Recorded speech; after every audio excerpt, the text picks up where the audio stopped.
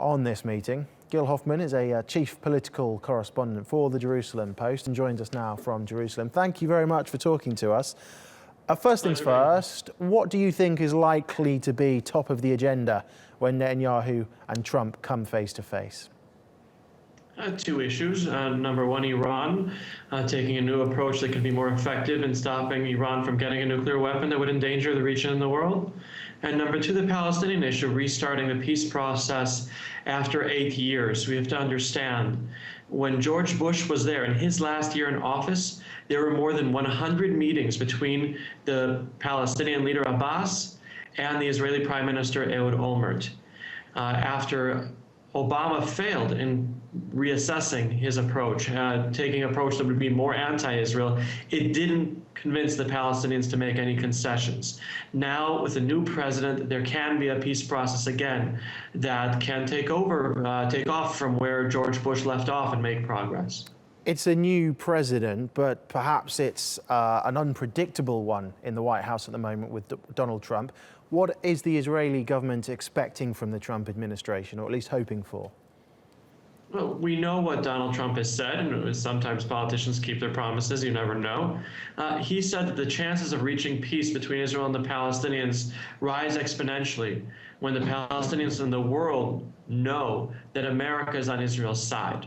So we see that's a very different approach than Barack Obama had that failed. And so perhaps this can succeed. He's going to be on Israel's side, try to persuade the Palestinians to make concessions for the good of their own people. Their leadership has failed them for far too long. You say that Trump is going to be on Israel's side. Does that even include the disagreement, the stumbling block of settlements? I hope so, for the good of the Palestinian people, because when you had a president who was obsessed whether a Jew lived on one side of the street or another, it didn't help the Palestinians at all. They are recovering from 8 horrible years in which there was a president who said that they liked them a lot and didn't like settlements, but ended up helping the settlements and not helping the Palestinians. Perhaps having a president who's not obsessed with settlements will allow a peace process to move forward for the betterment of the Palestinian people and all the people of the region. And let's touch on the other issue that you mentioned is likely to be discussed, and Iran and the nuclear deal that was signed by the Obama administration and many other global powers as well. Trump, we know, is not a fan. What do you think the future of that's going to be? I think that you're going to see more of an effort to hold Iran accountable for its violations of the agreement. There's no doubt that Israel has been detailing many Iranian violations.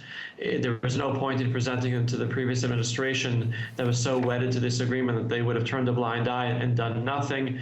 No matter who won the election in the United States, Hillary Clinton or Donald Trump, there's a new approach. They would take these violations seriously, hold Iran accountable, and that's important for keeping the entire region safe. Turkey is endangered by a nuclear Iran, and all of Turkey's neighbors as well. And so you have an American president who's going to be a lot more careful in keeping the world secure.